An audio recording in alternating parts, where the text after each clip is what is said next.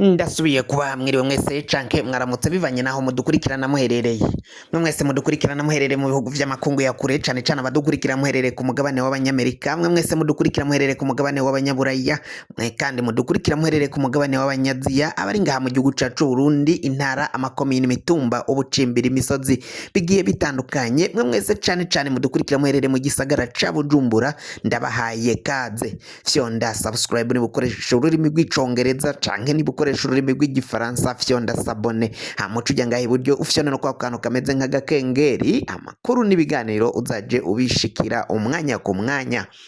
Amakuru rero agezweko ngaha mu gihugu cacu Burundi mu gisagara ca Bujumbura, ibintu vyiriwe vyayangaye, amabotike, amazu atandukanye y'ubudandaji yiriwe yapfunzwe, nta serivise nimwe yari iriko irakunda canke iraboneka ngaha mu gisagara ca Bujumbura, bivanye nuko abanyagihugu bose, abadandaji bose bari bategetswe ko bagomba kuja kwakira umukenyezi Angelina Ndayishimiye, umukenyezi w'umukuru w'igihugu cacu c'u Burundi Varisito Ndayishimiye, ko avuye ngaho mu makungu, aho agomba kuja gutegerezwa n'abanyagihugu batandukanye mu kumwakira, ngo ko yatahukanye ikidari ca ONI. Ngaha rero ibintu vyiriwe vyayangaye, abanyagihugu bariko baratabaza, abadandaji bariko barasaba ko bakongera bakarekurirwa bagapfungura bagakora ubuzi bwabo bwa misi yose. Bamwe baravuga ko kwiyunguruza vyabaye ikibazo, ndetse kandi ko batigeze banakora atakintu binjije mu gihe n'igitoro co kugira ngo bashire mu mamodokari ndetse n'amapikipiki yabo babashe kugera ngaho aho bagomba kumwakira ku mabarabara atandukanye atahuka ava ngaho mu makungu. Vyose vyabaye ikibazo, vyabaye ndanse. Abanyagihugu kuri ubu ngubu biriwe batabaza, amarira ni yose. Umukuru w'igihugu Varisito Ndayishimiye bivugwa ko rero ariwe yoba yatanze iryo bwirizwa ko hategekanyijwe ko uyu mukenyezi wiwe, umudamu wiwe Angelina Ndayishimiye agomba kuja kwakirwa, akakirwa nk'umwamikazi ngaho ku kibuga c'indege citiriwe Melchior Ndadaye, kitiriwe Melchior Ndadaye ca Bujumbura. Ivyo rero bikaba biteye amakenga n'icoba. Mu minsi yaheze umukuru w'igihugu yaherutse kuvuga ko umukenyezi wiwe yoramuka ashitse azomushikiriza ikidari c'ishimwe. Ico kidari rero akazokimuha bivanye nuko ngo ari mu bakoze ibintu vy'akarorero ngaha mu gihugu c'u Burundi. Murazi ko yatanze ubushimwe butandukanye kuri mu bagize neza umunsi wo kwikukira, ndetse n'umutambukanyi w'umukuru w'igihugu nawe yagomba guhabwa ico kidari, avuga ko ari ina Burundi. Mama ina Burundi rero niwe yagomba guhabwa ico kidari, kikaba ari ic'umukuru w'umudamu w'umukuru w'igihugu Angelina Ndayishimiye. Kuri ubu ngubu atahutse rero ngo abanyagihugu bo mu gisagara ca Bujumbura bakaba biriwe bakinze bugaye inyubakwa zabo kugira ngo baje kwakira uwo umukenyezi w'umukuru w'igihugu cacu c'u Burundi. Muri aka kanya rero nkaba awuzi aho ivyo bintu biza guherera. Abanyagihugu bariko baratabaza inzego zitandukanye basaba n'umukuru w'igihugu Varisito Ndayishimiye gutanga ibwirizwa, abantu bakongera kurekurirwa bakikorera ubuzi bwabo bahora bakora bwa misi yose. Ivyo vyose nibiriko biragenda bivugwa ngaha mu gihugu cacu Burundi. Umutambukanyi w'umukuru w'igihugu Angelina Ndayishimiye rero akaba ategekanyijwe ko agiye gushika ngaha mu gisagara ca Bujumbura. Igihugu cose cacitse umugongo kuko kubw'ico kidare uyu mukenyezi Ndayishimiye yaciye aronswa na ONI. Muri ivyo vyose bikaba vyibazwa ukungene bizobandanya bigenda. Bamwe bati karibu mama Burundi, abandi ati waraduhagarariye neza, waraduserukiye neza, ukwiye gushimirwa no kubahwa. Abo ni bamwe bamwe bariko baragenda babivuga, mu gihe abandi bavuga ko rero naho vyoba vyaragenze uko atari we wa mbere aronse ikidari gikomakomeye cane ngaha mu Burundi, ko kandi abandi bagiye baronswa ivyo bidari bataciye baja kwakirwa nk'uko bitegekanyijwe kuja kwakira umutambukanyi w'umukuru w'igihugu cacu c'u Burundi Angelina Ndayishimiye.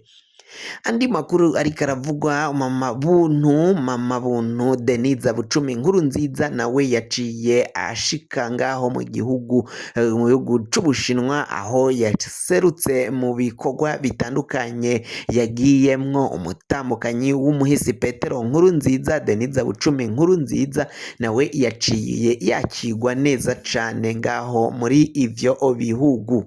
Mama buntu rero Denise Bucumi Nkurunziza ntiyaheruka gusohoka. Ubwo yaheruka gusohoka yari yagiye ngaho mu gihugu ca Australia, naho ariko aragirayo ibikorwa. Yaraciye aboneka ari muri siporo ngaho muri ico gihugu, yifotoza udusanamu agenda adupostinga yerekana aho yari aherereye muri ico gihe. Yaragiye adushira kuri publike nyine akadupibriya kugira ngo inshuti ziwe n'abanywanyi be bace baturonka barabe ukungeni vyari vyifashe ubwo yari ngaho muri ico gihugu ca Australia. Mu gihugu c'Ubushinwa rero naho yaciye yakigwayo neza cane muri ivyo bikorwa yaciye aserukiramwo igihugu cacu c'u Burundi. Naho abigeme baciye bagurishwa ngaho mu gihugu c'Abarabu, mu bihugu vy'Abarabu, bamwe bari muri Saudi Arabia, abandi ngaho muri Oman, baciye baja kurondererayo ubuzima. Kuri ubu ngubu baratabaza igihugu, baravuga ko baciye bagurishwa n'abategetsi bo ngaha mu gihugu cacu c'u Burundi. Umutegetsi wa mbere yagirizwa kugurisha abo bigeme harimo Colonel Reveriyano Ndikuriyo, afise isosiyete yigisha canke itegura abo bigeme bagenda bararungikwa ngaho muri ivyo bihugu vy'Abarabu kujya kurondererayo ubuzima. Bariko bararazwa ahantu habi cane.